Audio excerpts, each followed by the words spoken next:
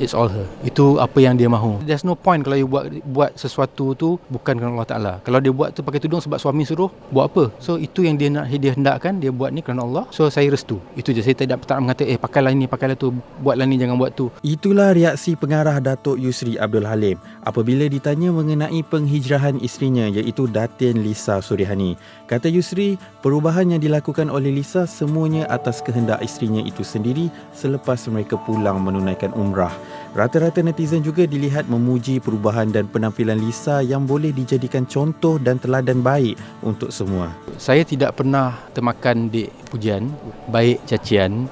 Because saya rasa apa-apa kita buat dalam kita punya kehidupan ni bagus, Alhamdulillah. Saya tidak mengundang kejian. Pada masa sama saya pun tidak memerlukan pujian. Tapi kalau orang puji, Alhamdulillah. Itu je bisa katakan. Macam mana Datuk ada tips tak mengajar ataupun mendidik seorang isteri untuk berubah ke arah jadi lebih baik? It's all her. Itu apa yang dia mahu. There's no point kalau you buat sesuatu tu bukan kerana Allah Ta'ala. Kalau dia buat tu pakai tudung sebab suami suruh, buat apa? So itu yang dia hendakkan, dia buat ni kerana Allah. So saya restu. Itu je. Saya tak nak mengata pakailah ni, pakailah tu, buatlah ni, jangan buat tu. Even dia punya pilihan untuk kurangkan berlakon, bukan saya suruh dia kurangkan berlakon. Dia yang cakap rasa macam I rasa nak kurangkan berlakon. I don't want to take credit for benda yang bukan orang buat. Macam Yusri bagus lah, pandai jaga isteri. Saya merestu dan it's all about communication. Apa yang dia nak, saya tak pernah melarang. Lainlah dia buat benda yang tak elok, saya larang lah. Tapi benda dia buat elok, Alhamdulillah. Pastinya seorang suami tu merasa bangga bila perubahan isteri tu beralih ke fasa lebih positif. So mungkin Datuk boleh kongsikan dengan kita apabila Datin Lisa Surihani berubah ataupun berhijrah, memberi tahu kepada Datuk perkara tersebut, macam mana perasaan Datuk? Saya rasa benda ni bukan boleh dibuat main-main, bukan boleh dibuat paksa-paksa, bukan boleh dibuat-buat. Benda tu datang terus terang ketika kami lepas buat umrah bersama. Sebelum tu dia sebut dah, sebelum umrah pun dia sebut dah. I rasa nak pakai tudung. What do you think? I cakap, if the time is right, you rasa nak buat. Tapi jangan buat kerana orang, jangan buat kerana nak pujian, jangan pasal nak menjolok, nak dapatkan attention dan sebagainya. Because at the end of the day, kalau you buat benda tu, niat you tak betul, silap-silap you buka balik, nanti besok lagi dapat kejian pula. So benda tu saya dah nasihatkan dia. So it held her back for a while. Bukan saya tidak menggalakkan dia, cakap make sure you rasa benda ni memang final. And after balik pada umrah, dia cakap yes, saya dah dapat seru, memang it's going to be final. So okay lah, Alhamdulillah.